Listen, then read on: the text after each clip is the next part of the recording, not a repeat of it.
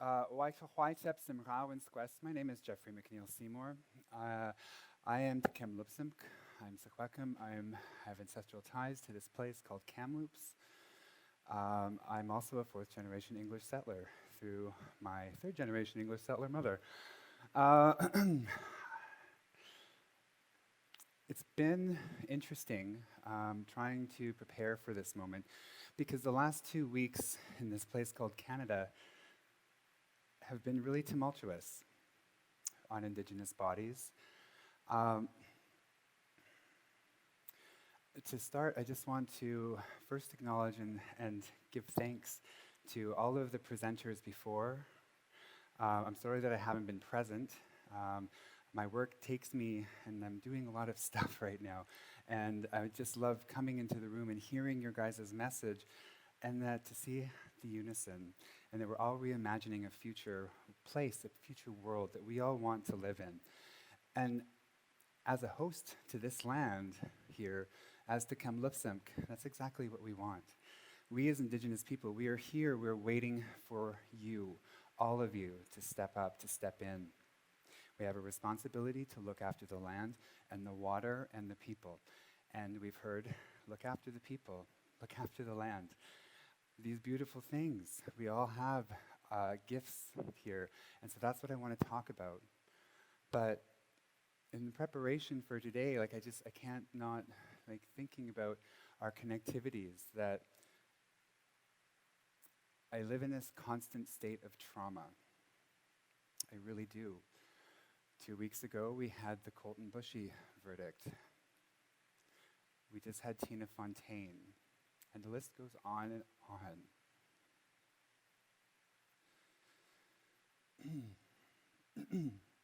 I didn't know what I was going to say because last night at rehearsal, I crash, burned, and died. Oh my God. I was all like, so I'm going to talk about myself forever. So I was like, I'm a hairdresser and I do this, and I'm also judging all of you on your hair right now. So, but I'm going to talk about a couple tough things, and these are our truth. I can't come here and not speak truth because my father had such a gift to be able to speak truth. Who's ringing? Is that me ringing? Oh my God. So anyways, no.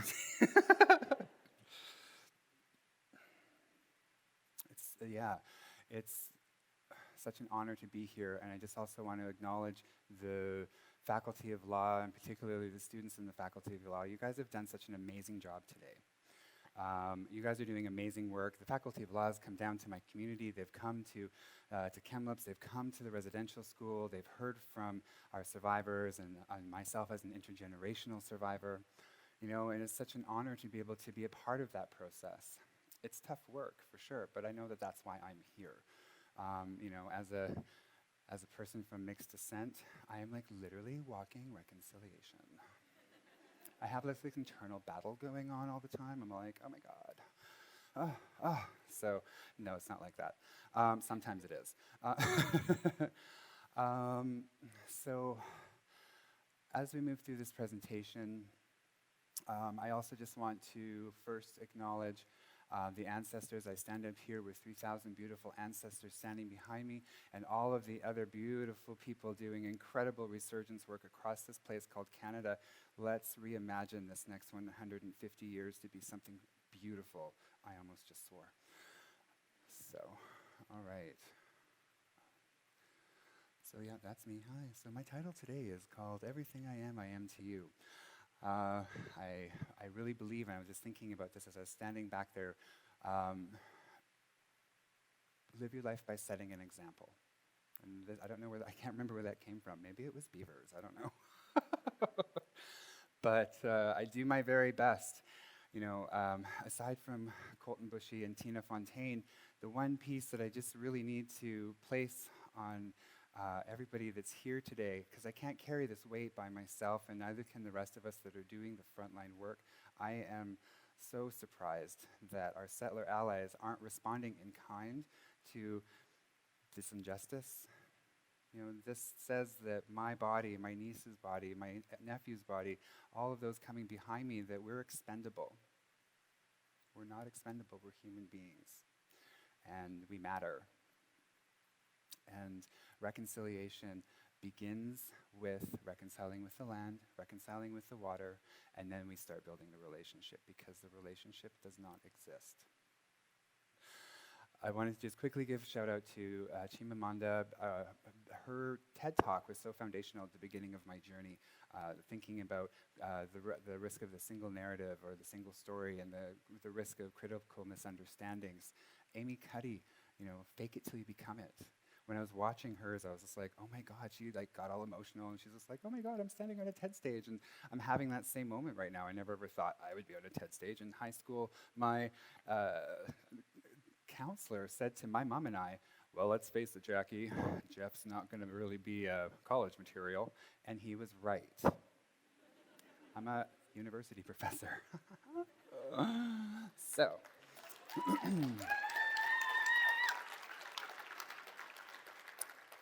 Some of my family members and friends also call me a brofessor, so that's cute. And then I also just wanted to acknowledge Sarah Silverman for her authenticity and staying true to her craft. Her TED Talk is not on the TED list, but I just love her work. She uses her platform in a meaningful way. She stands up for so many wonderful, great things, and TED is fancy. Oh my goodness.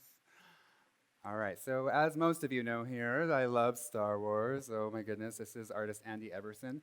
Okay, never mind, that's not Andy Everson. There was an indigenized piece of work inside that. But okay, so to walk you through my process, I do circle work. And so I ask people critical questions in my classroom and also in public. Who are you? Where are you from? And why are you here? And these are really uncomfortable questions for most of us at the best of times. Who am I? Oh my God, I don't know. Why am I here? Why are we here? Well, I think that we've all chosen this particular moment in time because we're here to reimagine what the next 150 years can look like, or what the future is going to look like. And if we could really get on space travel, I would be really super happy about that. So I'm cute. There's my parents, and we're just gonna fly through this because of my opening. The hairstyles bit, we need to, your hair was amazing. I was standing back there gagging. And then we also have my art. So I also am an artist. I'm a recognized two-spirit leader. Just on the side, if there's anything I say, there's this really great tool. This is the most valuable piece that I learned while I was doing my master's degree. Google it. Yeah. That's what I learned from my master's. So I'm also an educator, and maybe sometimes I don't necessarily say it as boldly as set it all on fire, child, but sometimes maybe I do. I lead talking circles in remembrance of Richard Wagamese. I also hold to account LGBTQ communities because our social justice initiatives as two-spirit people matter just as much as the ability to get married and to adopt children. Our protection of our lands and our waters and our sovereignty are just as important. And there's me talking at UBC. Those kids were so cute. I mean, young people. I am the nominated from the grassroots of Sequecamculu to be the spokesperson for the nation from the grassroots perspective. When I met Elizabeth May, as you can see in that picture there, I fangirled out. Oh my goodness. We crossed across this field, and her photographer caught every moment, and we're literally every frame, and I'm just all gum. So happy. We're facing a man camp here in Sequecamculu in the building of the Kinder Morgan pipeline. We know that when man camps go in, the STI, substance misuse, and all kinds of violences skyrocket. Low-income families are displaced. Imagine the impacts on the land itself. Two-spirit youth in this country are the most at risk of colonialism, the most at risk of homelessness, they're the most at risk of substance misuse, and they're also the most at risk of committing suicide. These children matter. So, where are you from? We are just trucking along here. Oh my goodness. So I want you, oh God. So I just would like for everyone to take a look at this map. We come to understand this place called North America as being states and provinces. But this is what this place called Turtle Island, which is a Haudenosaunee way of knowing, this is what our original territories look like. So when we go traveling to other places in the world, we get to know a little bit of the language or a little bit of the culture, and it should be exactly the same way here. So this is our territory. So it runs all the way over to Golden, as far north as Williams Lake, over to, I'm going to have to use the map here for a minute, all the way over to Bonaparte, to Cache Creek, as far down as Castlegar. And so we are the largest territory in so-called British Columbia. This is unceded territory. Inside these territorial boundaries, there's enough logging roads to circle around the globe 2.5 times, which creates unfettered access for predators and for recreational vehicles to get access to. Grizzly bears and our alpine caribou are extinct in over 60% of this territory. There used to be here in Kamloops foxes. My great aunt, who's our eldest elder, remembers in her lifetime the South Thompson River being red from shore to shore. This is the first year that she hasn't got salmon. Everything depends on salmon. We are a salmon people. This place that we're in, we protect the fry, we protect the eggs. We have that responsibility. And for those of you that live here, you have that responsibility too, through the Sir Wilfrid Laurier Memorial. And we'll get there in a second. The other piece about this territory is that the DFO is about to announce a moratorium on salmon fishing on this river because the salmon stock has collapsed.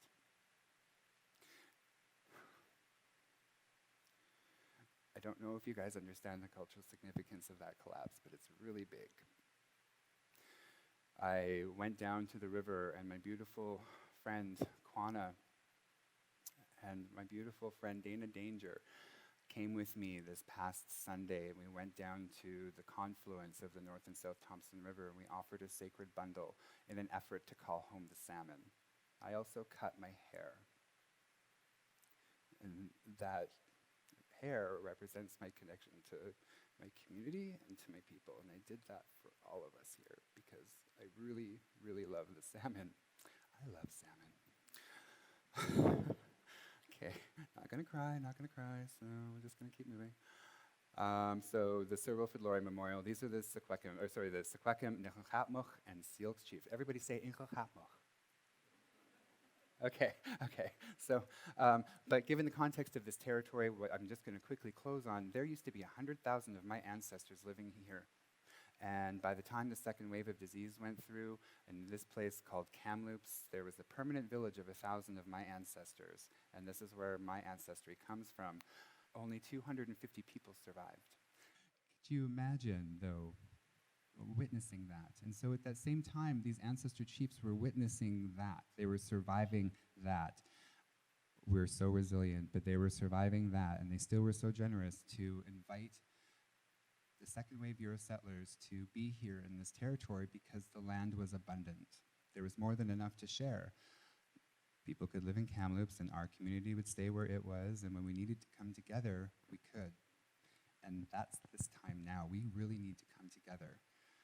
The South and North Thompson Rivers are not just a geographical divide, but we think of it in those ways, and like over the river, there's the reserve, that's where the natives live. But we're thinking about that water wrong, because that water is actually what connects us. That's what brings us together. We have to fight for it.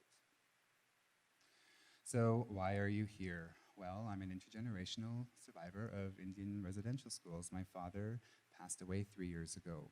He died when he was 60. 60 is a very young age to die. And so I don't consider my father to have survived residential school. So I have a huge problem with this word survive.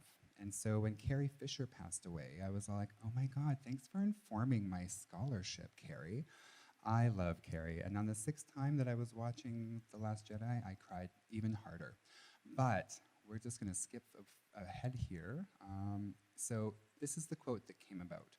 So I don't want to be thought of as a survivor because you have to continue getting involved in difficult situations to show off that particular gift. And I'm not interested in that anymore. If anything, my mother taught me how to thrive. That's my word for it. So this word survive, for me as a survivor, I feel like it's constantly placing me in this deficit or living in that trauma. And while yes, I just said I am living in a constant state of trauma, it's what I do with that, how I embrace it, because it's those experiences that make me who I am. That's what makes me beautiful. That's what makes us all beautiful. All of us have survived some sort of trauma, some sort of violence, and it might be daily, and it might have just been historical, or it might be coming. but we're going to thrive from here on out, right, everybody? We're reimagining Canada, the next 150, we're gonna be thrivers, right? Because the way things are going, we could very well be in a Mad Max moment, and while I'm gonna look super cute with a mohawk, you know, I don't know, I'll do everyone's hair. Anyways, this is my ode to Carrie. I just am so thankful for her, and I miss her deeply every single day, because if we think of the Leia icon, look at how she's inspired the Women's March, you know? Like, that whole, like, be the spark of hope. That's really what my message is. We all need to be each other's spark of hope. Whoa, there we are. So this is where I'm gonna ask you to stretch a little bit with me. So I've just recently learned the 5 foundations to Secwepemc health, and they're located through these 5 words for wind, fire, earth, water, and the blue light within. Isn't that awesome? The blue light within. We've all got this beautiful light inside of us. We have to let that shine. That's what can heal us. Oh my goodness, there we go. So my metaphor then is kintsukahuri. I can't even pronounce that word. I am so sorry. But it's a philosophy of optimism, this particular artwork. And so the broken pottery gets fused back together with platinum, silver, or gold. And so the belief is that, you know, the object becomes even more beautiful for having been broken. And what a beautiful way to think of that for ourselves, right? We become even more beautiful for having survived trauma or violence or any of those sorts of things as we move forward together. And we can think outside of ourselves, but we can also think about our relationship with the land, with the water. We can also think about what we want Canada or what we want the world to be. We're more beautiful because we're broken. So I do have a suggestion for everybody here. I did some really great work in November, and that work was centered on going out to Nicholson Elementary School, which is just outside of Golden. And so we have a way of discovering for our children in our Secwepemc ways of knowing that we would take them down to the river or like out into nature, and this is how we would teach them how to do a gift, like a giveaway ceremony, or like to do that piece. And so what we would watch is we would see where those kids would take their offering. That's the word I was looking for. And so some would take it to the river, some would take it to a tree, some kids would naturally get together and build an altar. How beautiful is that, right? So then we would see then, oh, that's where we're going to nurture those children and give them those specific teachings. But what if we extended that into all of our visitors to our territories, and that we place that responsibility, that stewardship onto all of our children? And so I think that in moving forward, we should really be doing this with all the kids here, because you know, earlier you were talking about attachment, and we're talking about the interpersonal attachment, but we also have our attachments to space and place, and to land, to water, to particular objects. So if all of you right now just start thinking about what that place is for you, think about it. What is it for you? Is it the river? For me, it's these rivers. That river is alive to me. I also have attachments to Golden, BC, which is the eastern part of Secwepemc. And think about those places that you're attached to and fight for them. We have to fight for them and nurture your children, get them to have that relationship with the land and with the water. So I'm jumping ahead now. Sorry, the exercise that I did with those children was exactly that. So what wound up happening is I had a group of forest people, then I had a group of mountain people, and then I had some water people over here. So my forest people were all like, had like unicorn colors, and everything was all in nice lines, and I had them write down their feeling words, like how did they feel about these places? The one that stuck with me is, I don't feel alone. For the mountain people, their sheet was just chaos. And when I was like, what's your guys' feeling word? And all of them all at once, they're like, we feel hardcore about mountains. And I was like, I totally feel hardcore about the mountains too. And then they're like, so do you like snowboard or ski? And I was like, snowboard, obviously. And then they're like, okay, cool. And then the water people, it was like a marsh of children over here. Everybody was just laying around like puddles of kids, and it was awesome. So, you know, it was just so neat to see the cohesion of each particular group of kids, right? So imagine what that would look like here. it's been a really unsettling question for some of the university students that I've chatted to about this idea that I have. So we are the spark that ignites the fire. And of course, it's going to be all Star Wars to the end now, folks. So hold on to something, because it's going to get real. So let's all be the survivors, right? So we have to be that spark for each other and our reimagining of our ways forward together. And then what I want you guys to really think about, and what's really interesting to me, every classroom that I have an opportunity to talk to, and I ask them, what do you want? What's your vision? What is that one thing in you that you can bring forward? What's your spark? I came out here and I did runway and I vogued and I played around with y'all, and that for me is where I feel my most prayerful, I feel my most centered, I feel my most, I just feel my most powerful in that moment of dancing. And so that's not gonna register for everybody. I'm like, we could have a voguing walk-off, and I think that Kwana and I would probably be the only people in here that could really work, right? But I'm totally gonna go over time here, so I just want to say, think about that.